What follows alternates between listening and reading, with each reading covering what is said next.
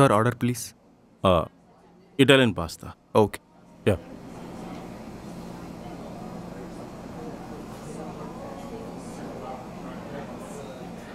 Excuse me, ఇక్కడ parcel available ఉందా? Ya ఉంది ma'am.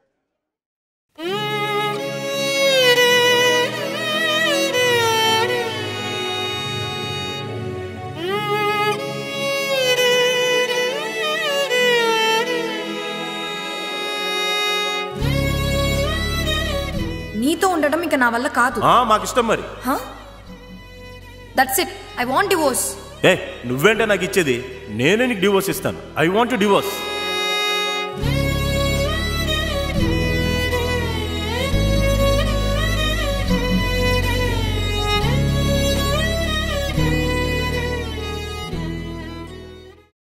Hi Prasad. Hi.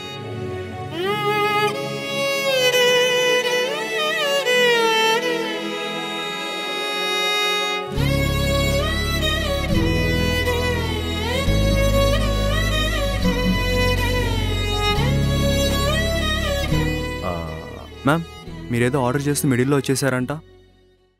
Biryani parcel చేసేయండి. Okay ma'am. నువ్వు ఇంకేం మారలేదు. ఏ రెస్టారెంట్కి వెళ్ళినా బిర్యానీ ఆర్డర్ చేయడమేనా? యాక్చువల్లీ ఇక్కడ పాస్తా చాలా బాగుంటుంది, ట్రై చేయి. సరే, పాస్తా పార్సల్ చేసేయండి. Okay ma'am.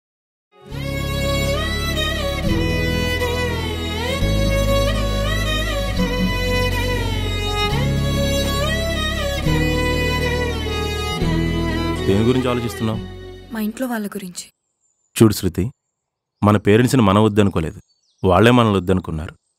వాళ్ళకి మనం నచ్చలేదు, మన ప్రేమ నచ్చలేదు.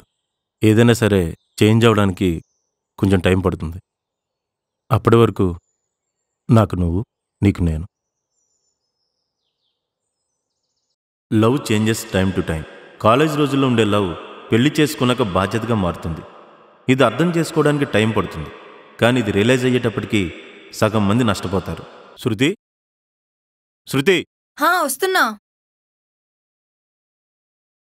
ఏమైంది? ఏంటిది? బిర్యానీ. మనిషి అన్నవాడు ఎవడని దీన్ని బిర్యానీ అంటాడా? సండే పూట కూడా ప్రశాంతంగా తినడానికి లేదు. అయినా వండడం చేత కాకపోతే నోరు మూసుకుని కూర్చోవాలి. నాన్న చెత్తంతా చేసి పెట్టడం కాదు.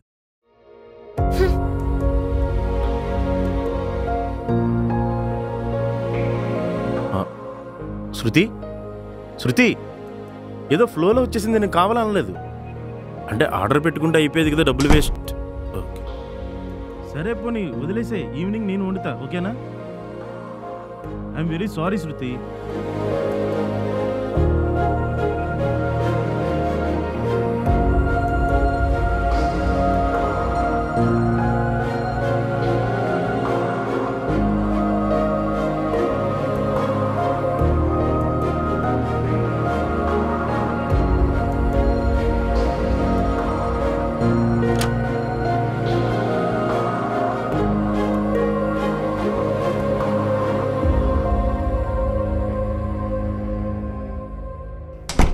ప్రాజెక్ట్ ఎంతవరకు వచ్చింది ప్రసాద్? అది సార్, అంటే మా వైఫ్ కొంచెం ఒంట్లో బాగోలేదు, తన హాస్పిటల్కి తీసుకెళ్ళి వచ్చాను. ఇలాంటి ఎక్స్క్యూజెస్ అన్ని బాగానే వెతుకుతూ ఉంటారు ప్రసాద్ మీరంతా. నీ నుండి ఇది ఎక్స్పెక్ట్ చేయలేదు. ఇది మనకి ఎంత క్రూషియల్ ప్రాజెక్ట్ తెలుసా నీకు? నువ్వు కంపెనీలో బెస్ట్ అనే కదా ఈ ప్రాజెక్ట్ నీకు అసైన్ చేసింది. ఇప్పుడేంటి సిల్లీ రీజన్స్ చెప్తున్నావు? Sorry sir. Prasad, sorry Prasad, work వల్ల నీ బర్త్డే అని మర్చిపోయా. కేక్ తీసుకొని చెప్పదా, కేక్ కట్ చేద్దాం రా. Oh, looks like you are less serious about this project. సరే, ఈ ప్రాజెక్ట్ ని వేరే వాళ్ళకి అసైన్ చేసుకుంటా, నువ్వు వేరే బర్త్డే పార్టీ చేసుకో.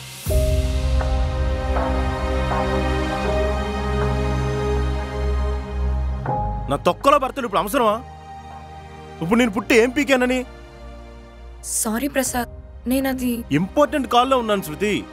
ఆ మాత్రం కనిపించట్లేదా నీకు? చూసుకోవాలి కదా. ఇంత ఇమ్మెచ్యూర్ అయితే ఎలా? నువ్వు కాల్లో ఉన్నావని గమనించలేదు. ఏదో బర్త్డే కదా సర్ప్రైజ్ చేద్దామని. గెట్ అవుట్ శృతి.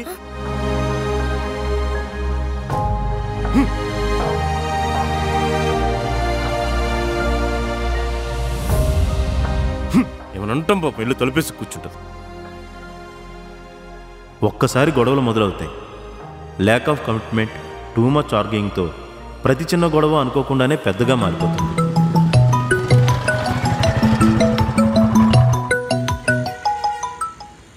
హలో, ఏంటి చెప్పు. నా బైక్లో పెట్రోల్ అయిపోయింది. ఇక్కడ దగ్గరలో ఇక్కడ పెట్రోల్ బంక్స్ కూడా లేవు. కొంచెం పెట్రోల్ తీసుకొని వస్తావా? ఆల్రెడీ నాకు ఆఫీస్కి ఇప్పటికే లేట్ అయింది. అందులో ఈరోజు ప్రజెంటేషన్ ఒకటి ఉంది. నేను రోడ్డు మీద ఒక్కదాన్నే ఉన్నానంటే నువ్వు ఆఫీస్ ప్రెజెంటేషన్ అంటావేంటి? ఒక్కదాని వెంట ఏమైనా అడుగులో ఉన్నావా? ఆ పక్కన ఆటోస్ అవి తిరుగుతుంటే వెళ్ళి పెట్రోల్ తెచ్చుకో. అయినా ఇలాంటివన్నీ నువ్వు ముందు చూసుకోవాలి. ఆఫీస్కి బయలుదేరాక కాదు. హలో ఛా,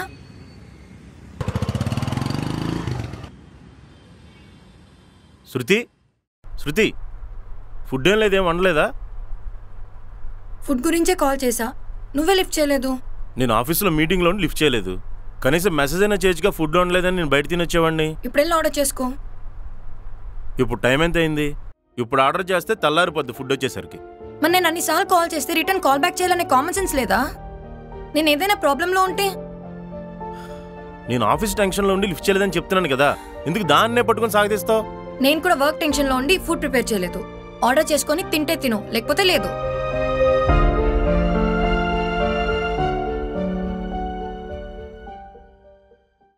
శృతి, రేపు మా ఫ్రెండ్స్ వస్తున్నారు. ఫుడ్ అది ప్రిపేర్ చేస్తావుగా? లేదు ప్రసాద్, రేపు నాకు మీటింగ్ ఉంది. అదేంటది? రేపు నువ్వు లీవ్ అంటేనే కదా నేను వాళ్ళని పిలుస్తానని చెప్పాను. లాస్ట్ టైం నా ఫ్రెండ్స్ వచ్చినప్పుడు నువ్వు ఉన్నావా? ఓహో, ఇదంతా అందుకనమాట. అయినా నువ్వు లేవు నేను లేవు అనుకోవడానికి ఇదేమైనా రివెంజా శృతి? నీకు చెప్తే అర్థం కాదా ప్రసాద్? అన్నీ నువ్వు అనుకున్నట్టే జరగాల? అయినా కాలేజ్లో ఎలా ఉండేవాడివి, ఇప్పుడు ఎలా ఉన్నావు? What is this authority above me? What? Yes, ఇక్కడికి వచ్చినప్పటి నుంచి చూస్తున్నా. నువ్వెప్పుడు నువ్వేనా? ఎవరైనా వస్తే జోక్స్ వేస్తావు, కించపరిచేలా మాట్లాడతావు, నువ్వే సరదాగా ఉంటావు. నేను అలా ట్రై చేస్తే చిరాగ్గా మాట్లాడి వెళ్ళిపోతావు. ఇన్నాళ్ళలో నేను నీకు అర్థమైంది ఇదన్నమాట. యు నో వాట్, నీకు బాసీగా ఉండడం అంటే ఇష్టం. ప్రతి ఒక్కరూ నీ కంట్రోల్లోనే ఉండాలనుకుంటావు. ప్రతి ఒక్కరికి ఒక ఇండివిజువాలిటీ ఉంటుంది ప్రసాద్, కానీ దాన్ని నువ్వు రెస్పెక్ట్ చేయవు. ఎంతసేపు నీ స్టోరీనే. ఓహో, మనసులో నా గురించి నువ్వు ఎలా అనుకుంటున్నావా? Your foolishness got me so many troubles Shruti. ఓ పక్క అమాయకురాలు కాదు, అలాగని చెప్పి తెలివిందనివి కాదు. అసలు చెప్పాలంటే నీకు సిచ్యువేషన్ హ్యాండిల్ చేయడమే రాదు. నీతో ఉండడం ఇక నా వల్ల కాదు. మాకిష్టం మరి. That's it, I want divorce. నువ్వేంటే నాకు ఇచ్చేది? నేనే నీకు డివోర్స్ ఇస్తాను. I want to divorce.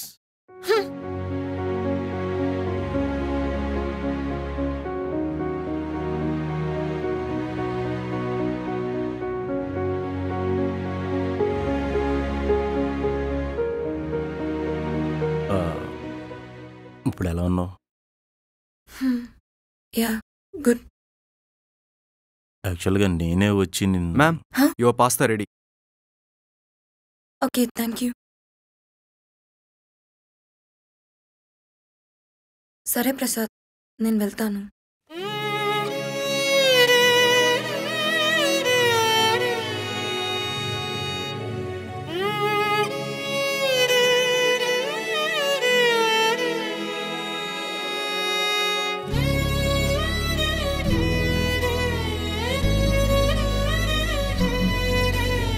శృతి, నువ్వు వెళ్ళిన దగ్గర నుంచి నీతో మాట్లాడడానికి చాలా ట్రై చేశాను, కానీ నాకు అవకాశం రాలేదు. కానీ ఒకటి మాత్రం చెప్పగలను Shruti, sorry for what I did. ఇద్దరు వ్యక్తుల మధ్య రిలేషన్ ముగించాలన్నా మొదలు పెట్టాలన్నా ముందు మాట్లాడుకోవాలి. మాట్లాడుకుంటే సగం సమస్యలు సాల్వ్ అయిపోతాయి. అప్పుడే చేయలేదు కాబట్టి ఇప్పుడు సారీ చెప్తున్నా. నువ్వు నా లైఫ్లో ఎంత ఇంపార్టెంటో నువ్వు వెళ్ళిన తర్వాతే నాకు అర్థమైంది శృతి.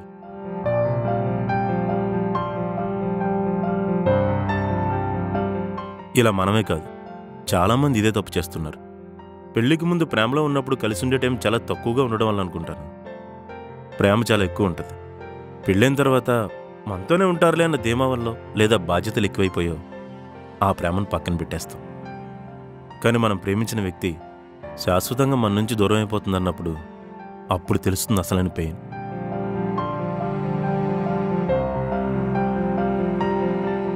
అందరినీ వదిలేసి నీ దగ్గరికి రావడానికి ఒక క్షణం పట్టలేదు.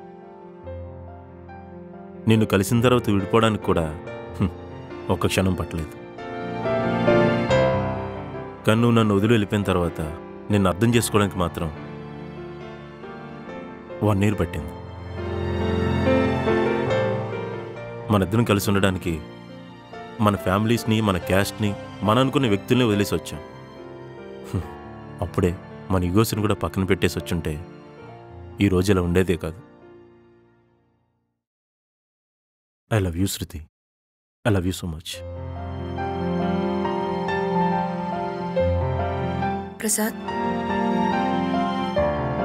మన లవ్ని మన పేరెంట్స్ ఒప్పుకోకపోవడమే పెద్ద సమస్య అనుకున్నాను. కానీ పెళ్లి తర్వాత వచ్చిన చిన్న చిన్న సమస్యలకి సరెండర్ అయిపోయి విడిపోవడం అనేది నాకే ఇప్పుడు సిల్లిగా అనిపిస్తుంది. నువ్వు నాతో మాట్లాడడానికి ట్రై చేశాను కదా, కానీ నేను నీ దగ్గరికి రావడానికి చాలాసార్లు ట్రై చేశాను. కానీ ఈ జనరేషన్ అమ్మాయిని కదా, మనుషుల మధ్య రిలేషన్ని నాశనం చేయడానికి మనతో పాటు రోజు రోజుకి మనలో పెరుగుతున్న ఈగో అనే ఒక ట్రాష్ నీ దగ్గరికి రాకుండా ఆపేసింది అంతే. ఇందాక ఇక్కడ నేను చూసినప్పుడు కూడా నీ దగ్గరకు వచ్చి గట్టిగా హక్ చేసుకొని ఏడవాలనుంది. కానీ ఐ లవ్ యూ ప్రసాద్.